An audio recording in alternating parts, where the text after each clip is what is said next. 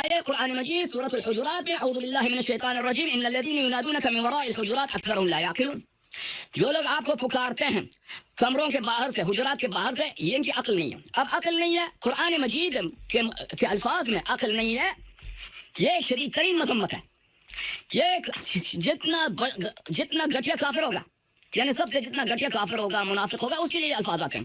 صحیح بخاری کی تفسیر سورۃ الحجرات، ان الذين ينادونك من وراء الحجرات اکثرهم لا يعقلون، حدیث نمبر 4847، اس کی شان نزول ابو بکر عمر ہے۔ اس کے علاوہ آپ کی خدمت میں آپ پیش کروں سنن الکبریٰ للنسائی جزء 5 مؤسسۃ الرسالہ، یہاں پر حدیث نمبر 5903 بخاری کے سند کے ساتھ، وہی ایک ہی سند کے ساتھ، بخاری کے سند کے ساتھ نقل کرتے ہیں کہ ابو بکر عمر کے شان میں نازل ہوئی جب انہوں نے بدتمیزی کی تھی، اپنا آواز بلند کی تھی نبی کریم صلی اللہ علیہ وسلم کے دربار میں، یا ایھا الذین آمنوا لا تقدموا بین یدی القضۃ ولو انہم صبروا، یہ سب آیات مذمت کے من جملہ ان الذین ینادونک من وراء الحجرات ابو بکر عمر کی مذمت میں نازل ہوئی۔ بسم اللہ الرحمن الرحیم۔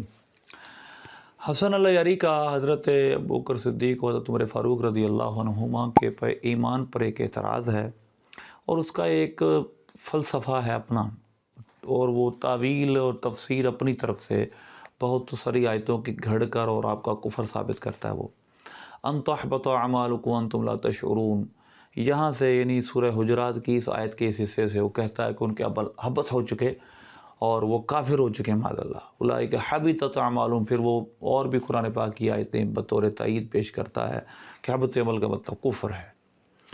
تو میں آپ کے سامنے اسی واقعے سے یا ایھا الذین آمنوا لا ترفعوا اصواتکم فوق صوت النبی، جو آیت 2 نمبر آیت ہے آیت سورہ حجرات کی، اسی میں واقعے سے آپ کا ایمان ثابت کروں گا، شیخین کریمین کا، جس سے یہ کفر ثابت کر رہا ہے اسی سے ایمان ثابت کروں گا۔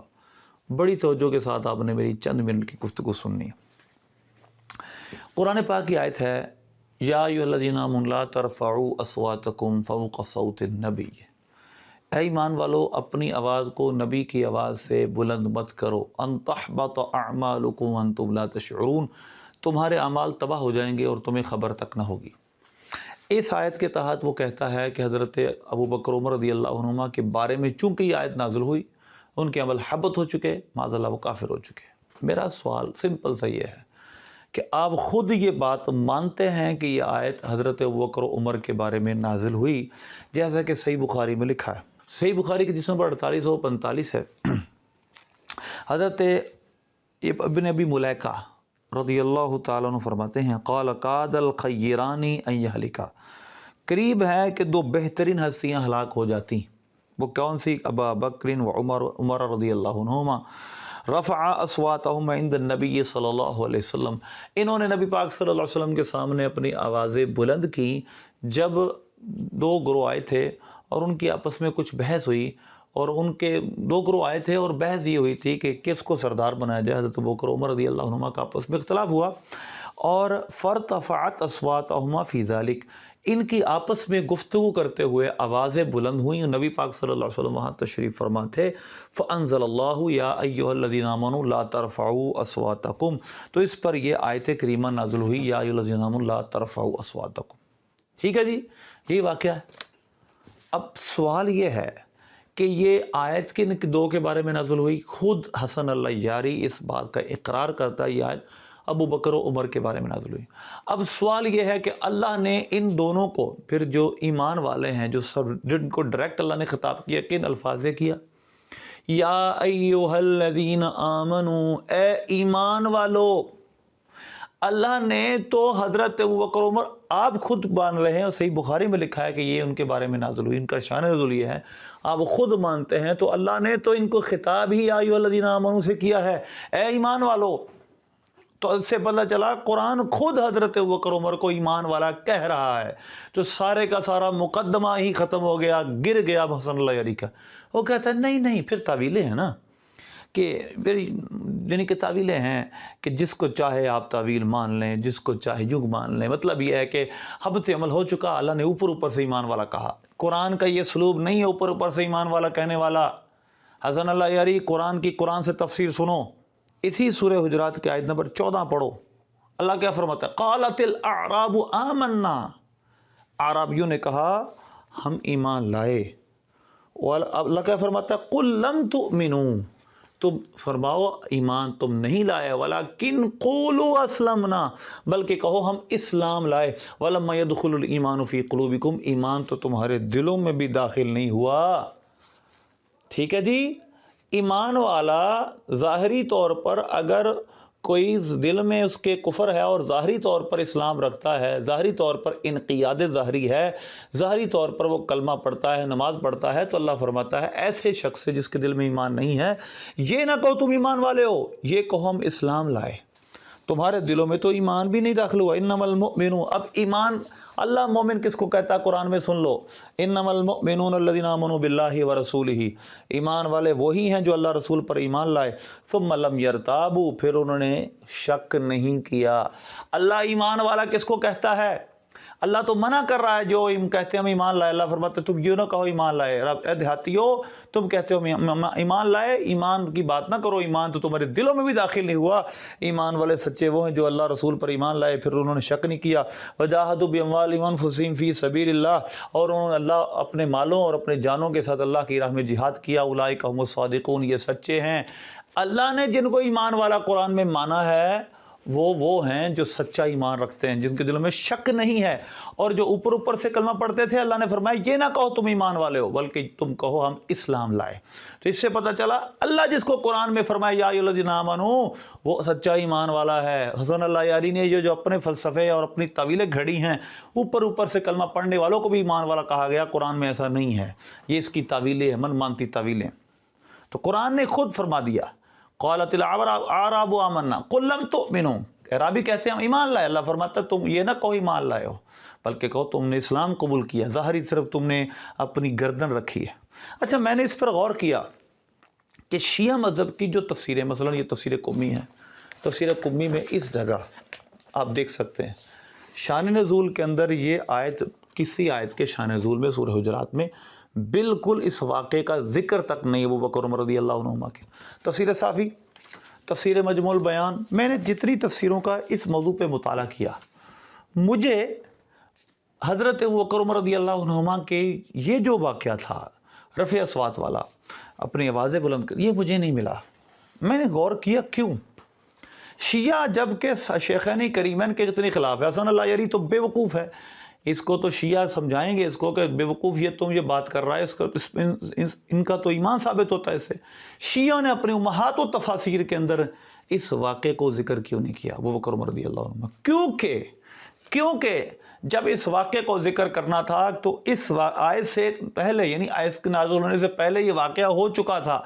اللہ آیت کے نازل کرنے کا مقصد، جب شان نزول بیان ہوگا تو ابو بکر عمر رضی اللہ عنہما کا واقعہ بیان ہوگا، تو اب اللہ پھر ایمان والوں فرما رہا ان کو، یا ایھا الذین آمنوا، اے ایمان والو۔ جب اللہ ان کو ایمان والا فرمائے گا تو شیعہ کا سارا درم گر جائے گا۔ اس وجہ سے انہوں نے ابو بکر عمر رضی اللہ عنہ کا یہ واقعہ بیان ہی نہیں کیا۔ حسن اللہ یاری تو بے وقوف بنا ہوا ہے اپنے شیعہ مذہب کے مطابق، وہ تو جس کو کفر سا کہہ رہا ہے وہ تو ان کے ایمان کی دلیل ہے۔ میں اس پر ایک اور صحیح بخاری سے حدیث پیش کروں گا۔ صحیح بخاری میں اسی حدیث کے آگے کیا ہے؟ قال ابن زبیر کہتے ہیں، کیونکہ سنیے گا، جب آیت نازل نہیں ہوئی تھی، جب تک حکم نہیں تھا، تو کوئی اگر ایسا کرے گا تو اس پر گناہ کہنا یہ گناہ ہے، یہ غلط بات ہے۔ جب تک حرمت شراب کی حرمت نازل نہیں ہوئی، اس سے پہلے اگر کوئی شراب پیتا تو وہ گناہ نہیں ہے۔ اسی طرح اگر اس سے واقعے سے پہلے جس نے آوازیں بلند کی وہ کوئی کفر نہیں، کوئی حبط اعمال نہیں ہوا۔ اب جب آیت نازل ہو گئی، اللہ نے فرما دی لا ترفعوا اصواتکم، نہیں آ گئی، اے ایمان والو اپنی آوازیں نبی کی آواز سے بلند نہیں کرنی۔ اب سنو حضرت عمر اور حضرت بکر رضی اللہ عنہما کا عمل کیا تھا۔ قال ابن زبیر، یہی صحیح بخاری کی حدیث نمبر 4845، فما کان عمر یسمع رسول اللہ صلی اللہ علیہ وسلم بعد هذه الآیت، نبی پاک صلی اللہ علیہ وسلم کے سامنے حضرت عمر فاروق نے کبھی اس کے بعد بلند آواز سے بات نہیں کی، حتیٰ یستفہمہ، اتنی پست آواز سے بات کرتے، پوچھنا پڑتا ہے عمر تم نے کیا کہا ہے۔ اب سنیے گا، ابھی بات ختم نہیں ہوئی، اللہ قرآن میں کیا فرماتا ہے پھر، اسی سورہ حجرات کی آیت نمبر 4 دیکھیے، آیت نمبر 3 دیکھیے، ان الذین یغضون اصواتهم عند رسول اللہ اولئک الذین امتحن اللہ قلوبهم للتقوی، کہ جب بے شک وہ لوگ جو اپنی آوازیں نبی کی آواز سے پست رکھتے ہیں، یہ وہ لوگ ہیں جن کے دلوں کو اللہ نے تقوی کے لیے چن لیا۔ اب سنو، حضرت عمر رضی اللہ تعالیٰ عنہ کا یہ معمول ہو گیا تھا کہ نبی پاک صلی اللہ علیہ وسلم کے سامنے آواز بالکل پست رکھتے، حتی یستفہمہ، یہاں تک کہ آپ سے پوچھا جاتا کہ آپ نے کیا کہا ہے، آپ سے فہم طلب کیا جاتا، بتائیے کیا کہہ رہے ہیں۔ اچھا سنیے، ابھی اس آیت سے پہلے اب دیکھیے اس کے بعد کیا ہوا۔ یہی حضرت عمر رضی اللہ تعالیٰ عنہ کا واقعہ صحیح بخاری میں ایک اور واقعہ آپ کی خلافت کے دور کا سنو، حدیث نمبر 470 ہے۔ حدیث یہ ہے، حضرت سعید بن یزید رضی اللہ تعالیٰ عنہ فرماتے، کنت قائما فی مسجد، میں مسجد میں کھڑا تھا، فحسبنی رجل فنظرت فاذا عمر بن الخطاب، مجھے کسی نے کنکری ماری، میں نے دیکھا تو عمر بن الخطاب تھے۔ فقال اذهب فأتنی بہذین، فرمایا جاؤ اور ان دو کو میرے پاس لے کے آؤ۔ دو مرد بیٹھے تھے مسجد نبی شریف میں، اللہ صاحب الصلاۃ والسلام، فرمایا ان کو میرے پاس لے کر آؤ۔ فجئتہ بہما، میں ان دونوں کو آپ کے پاس لے کر آیا۔ فقال من انتما، حضرت عمر نے ان دو شخصوں سے فرمایا تم دونوں کون ہو؟ قال، فرمایا یا پوچھا من این انتما، تم دونوں کہاں سے ہو؟ قال، ان دونوں شخصوں نے کہا من اہل طائف، ہم اہل طائف میں ہیں، یعنی ہم مدنی نہیں ہیں، ہم اہل طائف میں سے ہیں۔ قال لو کنتما من اہل البلد لاوجعتکما، اگر تم مدینے والے ہوتے، یہاں رہنے والے ہوتے تو تم کو میں سزا دیتا۔ ترفعانی اصواتکما فی مسجد رسول اللہ صلی اللہ علیہ وسلم، تم اپنی آواز کو مسجد نبوی شریف میں بلند کر رہے ہو، تم اپنی آواز کو سرکار صلی اللہ علیہ وسلم کی مسجد میں بلند کر رہے ہو۔ صراحتاً حضرت عمر رضی اللہ عنہ کا یہ واقعہ مذکور ہے، اور اللہ قرآن میں کیا فرماتا ہے؟ ان الذین یغضون اصواتهم عند رسول اللہ، جو رسول کی آواز سے اپنی آواز کو پست رکھتے ہیں، یہ وہ لوگ ہیں جن کے دلوں کو اللہ نے تقوی کے لیے چن لیا۔ تو قرآن کی روح سے حضرت عمر رضی اللہ عنہ کے دلوں کو اللہ نے تقوی کے لیے چن لیا تھا۔ تو ان آیتوں سے حضرت عمر کا ایمان ثابت ہوتا ہے، اس واقعے سے بھی ایمان ثابت ہوتا ہے۔ اب اگر کوئی نہیں جو پہلے بھی کرتا رہا اس کا بھی عمل حبط ہو گئے، تو سنو پھر صحیح بخاری کی حدیث نمبر 4846، اسی کی اگلی حدیث حضرت ثابت بن قیس رضی اللہ تعالیٰ عنہ کے بارے میں ہے۔ فقال رجل یا رسول اللہ انا اعلم لک علمہ، نبی پاک صلی اللہ علیہ وسلم نے جب حضرت ثابت بن قیس کو اس آیت کے بعد اپنی مجلس میں نہیں دیکھا، ان کی آواز ذرا بلند ہوتی تھی، بلند آواز سے بات کرتے تھے، اپنے گھر میں بیٹھے رہ گئے۔ نبی پاک صلی اللہ علیہ وسلم نے پوچھا کہ حضرت ثابت کیوں نہیں آ رہے؟ عرض کی یا رسول اللہ، ایک شخص نے عرض کی یا رسول اللہ میں جانتا ہوں اس کا علم کیا ہے۔ فرمایا کہ عرض کی یا رسول اللہ وہ اپنے گھر میں بیٹھا ہے اور کہتا ہے کہ میری آواز حضور کی آواز سے کیونکہ بلند ہوئی ہے، معاذ اللہ میرے تو عمل ختم ہو گئے، فقط حبط عملہ وہو من اہل النار، وہ سمجھ رہا ہے کہ اس کے عمل حبط ہو گئے، جس طرح حسن الہری کہہ رہا ہے کہ وہ سمجھ رہے ہیں کہ حضرت میرے عمل حبط ہو گئے، وہ اہل جہنم سے ہو چکے ہیں، وہ تو سمجھ رہا ہے میں جہنمی ہو چکا ہوں، میری آواز حضور سے بلند ہوتی تھی۔ اس آیت کے نازل ہونے سے پہلے نبی پاک صلی اللہ علیہ وسلم نے ان کو بلایا، فرجع، اس کے بعد نبی پاک صلی اللہ علیہ وسلم نے فرمایا اذهب الیہ فقل لہ، اس کے پاس جاؤ اور کہو انک لست من اہل النار، تم جہنمی نہیں ہو، لکنک من اہل الجنہ، تم تو جنتی ہو، لکنک من اہل الجنہ۔ یہی بات آپ کی تفسیر مجمع البیان میں اسی واقعے کو یعنی لکھا گیا ہے۔ تو لہذا یہ بات یاد رکھیں کہ نبی پاک صلی اللہ علیہ وسلم کی آواز سے بلند آواز اگر اس آیت کے نازل ہونے کے بعد ہوئی ہے تو وہ حبط عمل کا سبب ہے۔ اس آیت کے سے پہلے ایک شخص ثابت بن قیس رضی اللہ عنہ کی آواز بلند تھی، وہ بلند آواز سے بات کرتے تھے، وہ تو گھر میں بیٹھ گئے اور کہتے میرے عمل تباہ ہو گئے۔ نبی پاک صلی اللہ علیہ وسلم نے فرمایا تم جہنمی نہیں ہو، وَلَكِنَّكَ مِنْ أَهْلِ الْجَنَّةِ، تم جنتی ہو۔ اس سے پتہ چلا جو اس آیت سے پہلے جن کی آوازیں بلند ہوتی تھیں لیکن وہ بعد میں نبی پاک صلی اللہ علیہ وسلم کی آواز سے پست آواز رکھتے تھے، ڈر رکھتے دل میں، وہ تو جنتی لوگ ہیں، وہ تو اہل خیر ہیں۔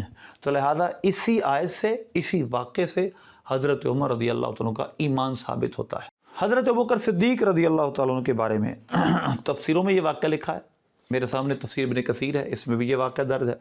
جب یہ آیت نازل ہوئی تو حضرت ابوبکر صدیق رضی اللہ عنہ سے ہے، قلت یا رسول اللہ واللہ لا اکلمک الا کاخی السرار، یا رسول اللہ میں آپ سے بات اللہ کی قسم ایسے ہی بات کروں گا، بالکل چھپ چھپا کر، یعنی بلند آواز سے یا رسول اللہ میں بات کروں گا ہی نہیں، بالکل آواز بات کروں گا۔ اس کو مسند بزار میں اور مختلف سندوں کے ساتھ اس واقعے کو ذکر کیا حضرت ابوبکر صدیق رضی اللہ عنہ کے۔ اور پھر فالحدیث یتقوی بشواہدہ، یہ حدیث اپنے شواہد کی بنا پر قوی ہے، ایک نہیں کئی سندوں سے، اگرچہ کچھ ضعیف سندیں ہیں لیکن یہ صحیح روایت ہے کیونکہ کئی سندوں سے مروی ہے کہ حضرت ابوبکر صدیق رضی اللہ تعالیٰ عنہ نے عرض کی واللہ لا اکلمک الا کخسرار، یا رسول اللہ میں ہمیشہ آپ سے نرم اس طرح بات کروں گا جس طرح بالکل کوئی راز کے ساتھ بات کرتا ہے۔ تو حضرت ابوبکر عمر رضی اللہ عنہ کا عمل کیا رہا تھا اس آیت کے بعد کہ وہ حضرکار کے سامنے اپنی آواز پست رکھتے تھے۔ قرآن کی آیت نمبر 4 سورہ حجرات کی آیت نمبر 3 کی روح سے اللہ فرماتا ہے ان الذین یغضون اصواتهم عند رسول اللہ، وہ جو اپنی آواز کو نبی کی آواز سے پست رکھتے ہیں یہ وہ لوگ ہیں جن کے دلوں کو اللہ نے چن لیا۔ پھر جو آیت ہے ان الذین ینادونک من وراء الحجرات، یہ حضرت ابوبکر عمر کے بارے میں نہیں ہے۔ اپنی کتابیں پڑھ لیں، تفسیر قمی پڑھ لیں، تفسیر ہماری صحیح بخاری پڑھ لیں، یہ ان کے بارے میں ہے کہ جو حجرات کے پیچھے سے قبیلہ آیا تھا باہر سے، انہوں نے بنو تمیم کے قبیلے نے آ کر نبی پاک صلی اللہ علیہ وسلم کو باہر سے پکارا تھا۔ اگلی آیت جو آیت نمبر 4 ہے اس کا شان نزول وہ ہے۔ تو لہذا ان آیتوں سے حضرت ابوبکر عمر رضی اللہ عنہ کا صراحتاً ایمان ثابت ہوتا ہے۔ اللہ ہمیں صحیح معنوں میں ان آیتوں کو ماننے کی توفیق عطا فرمائے، آمین۔